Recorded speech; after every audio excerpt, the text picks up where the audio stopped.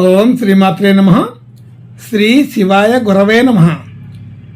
యః కర్తా జగతాం భర్త సంహర్త మహసాం నిధిః ప్రణమామి తమాదిత్యం బహిరంతస్తమోపహం.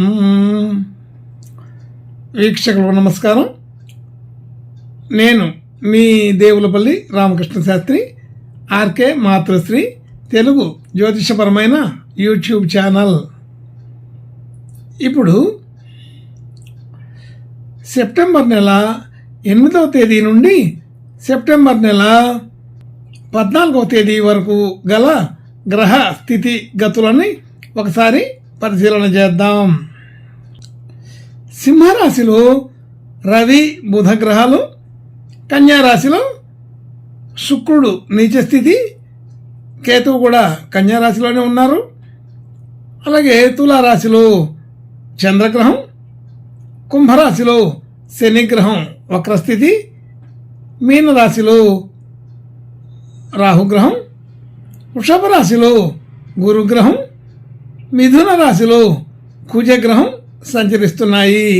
ఇటువంటి గ్రహ సంచారాన్ని అనుసరించి ఈ వారం రాశులకి వార ఫలాలు తెలుసుకుందాం. ఓం శ్రీమాత్రే నమః. ఇప్పుడు మిథున రాశి వారి గురించి తెలుసుకుందాం. మిథున రాశి వారికి ఈ వారం కొంత మధ్యస్థమైన ఫలితాలే కనబడుతున్నాయి. మధ్యస్థమైన ఫలితాలు అంటే మిగిలిన విషయాలన్నీ ఎలా ఉన్నా మాట తీరు వ్యవహారం మాత్రం కొద్దిగా కఠినంగా ఉండే అవకాశం ఉంటుంది. ఆలోచన తీరు కూడా కొంత స్థిరంగా ఉండే అవకాశం ఉంది. స్థిరమైన ఆలోచనలు, స్థిరమైన నిర్ణయాలు, అలాగే మాట తీరు వ్యవహారం కొద్దిగా కరుకుగా ఉండే అవకాశం, ఇలాంటి స్థితి ఉంటుంది. ఆర్థికపరమైన విషయాలు అయితే బాగానే అనుకూలంగా ఉంటాయి. అది పెద్దగా ఇబ్బంది పడే పరిస్థితులు అయితే ఉండవు. అయినప్పటికీ వ్యవహారాలన్నీ కూడా కొంచెం దూకుడుగాను తొందరపాటు నిర్ణయాలతోటి ఉండే అవకాశం కూడా ఉందని తెలుస్తోంది. కుటుంబ సభ్యులు, బంధుమిత్రులు అందరితో కూడా మంచి సఖ్యత ఉంటుంది. ఆలోచన తీరు, మనకి సలహాలు చెప్పడం, మన దగ్గర సలహాలు తీసుకోవడం అంతా కూడా మంచి అనుకూలమైన స్థితిలోనే జరుగుతూ ఉంటాయి. ఇబ్బందికరమైన వాతావరణం కాదు, కానీ అయితే కొన్ని ఆలోచనలు సరిగా అనిపించక కొన్ని నిర్ణయాలకి వాళ్ళు సవరణలు చేసే అవకాశం ఉంటుంది. అట్లాంటి విషయాల్లో అందరికీ ఒకే అభిప్రాయం కలగకపోవడం అనేది ఒక విశేషం. అలాగే గృహ సంబంధించిన విషయాలు, వాహన సంబంధించిన విషయాలు, ఏదైనా పెట్టుబడులు పెట్టడం, ఇలాంటి విషయాలన్నీ కూడా ఈ వారం కొంత అనుకూలంగా ఉంటుంది. అలాగే విద్యా సంబంధించిన విషయాలు సాధారణంగా ఉంటాయి. మరి సంతానం సంబంధించిన విషయాలు కూడా సాధారణమైన స్థితిలోనే ఉంటున్నాయి. అలాగే రుణ సంబంధించిన విషయాల్లో ఒత్తిడి కొంత తగ్గినప్పటికీ కూడా మనకి మాత్రం మానసిక ఆందోళన ఉంటుంది.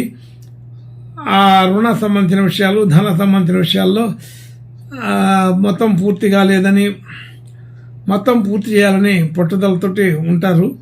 ఆర్థికపరమైన విషయాల్లో చాలా ముందు జాగ్రత్తగా, చాలా ముందు ఆలోచనలు కూడా చేసే అవకాశం ఉంటుంది. అలాగే ఆరోగ్యపరమైన విషయాల్లో కూడా సాధారణంగానే ఉంది, పెద్దగా ఇబ్బంది కలగట్లేదు. అలాగే బంధుమిత్రుల సహకారం బాగానే కుదురుతుంది. అన్ని విషయాల్లో కూడా భార్యాభర్తల మధ్య అనుకూలత కొంత మధ్యస్థంగా ఉండే అవకాశం ఉంది. అలాగే మాటల వలన చిన్న సమస్యలు వచ్చే అవకాశం ఉంటుంది. అలాగే పెట్టుబడులు, డిపాజిట్లు అలాంటి విషయాల్లో సాధారణంగా ఉంటుంది. భాగ్యస్థితి వృద్ధి అవుతుంది. అలాగే ఉద్యోగ స్థితిలో కూడా కొంత మార్పులు జరిగే అవకాశం కనబడుతుంది. అయితే ముందస్తుగానే కొన్ని విషయాలు మనకి ఉద్యోగ సంబంధించిన విషయాల్లో, వృత్తిపరమైన విషయాల్లో తెలుస్తూ ఉంటాయి. ఆ తెలిసిన దాన్ని బట్టి కొంత ఆందోళన పడవలసిన పరిస్థితి కనబడుతుంటుంది. ఉద్యోగ సంబంధించిన విషయాల్లోనే కొంచెం జాగ్రత్తగా ఉండాలి. అయితే మన మాటల వల్లనే మనకు ఇబ్బందులు వచ్చే అవకాశం కూడా ఉన్నదని తెలుస్తోంది. అలాగే దూర ప్రయాణాలు చేయడానికి కొంత అవకాశం పెరిగింది. అయితే మంచి శుభ లక్షణాలు కలిగే అవకాశం కూడా ఉన్నది. శుభవార్తలు వినే అవకాశం ఉన్నది. మనం చేసిన పనికి సాధారణమైన గుర్తింపు కలుగుతుంది. ఖర్చులు వ్యవహారాదులు కొంత పెరిగే అవకాశం ఉంది. అలాగే అనుకూలమైన వాతావరణం ఉంటూనే అక్కడక్కడ కొన్ని మధ్యస్థమైన ఫలితాలు, కొన్ని చిన్న కొన్ని ఆటంకాలు జరిగే అవకాశం కూడా ఉంటుంది. అన్నీ కలిపి చూడగా ఈ మిథున రాశి వాళ్ళకి మధ్యస్థమైన ఫలితాలనే చెప్పవచ్చు. శుభ లక్షణాలు కొంచెం తక్కువగా ఉన్నాయి.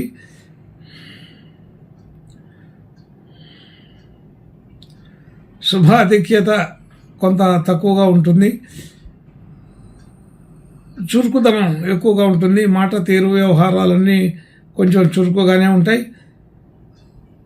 వాటిలోనే కొంత అనుకూల స్థితిని తెచ్చుకొని మాట తీరులోనే కొద్దిగా వ్యవహారం అనుకూలపడేటట్టుగా మాట్లాడుకోవటం మంచిది. అదే వాగ్వాదాలు లేకుండా చూసుకోండి. సాధారణమైన స్థితిలోనే ఉంటుంది. కాబట్టి ఈ మిథున రాశి వారు ఇంకా మంచి శుభ లక్షణాలు కలగడం కోసం ఈ వారం సుబ్రహ్మణ్య స్వామి ప్రార్థన నమస్కారాలు చేసుకుంటే ఇంకా బాగా అనుకూలపడే అవకాశం కూడా ఉన్నది. శుభం భూయాత్. ఓం శ్రీమాత్రే నమః.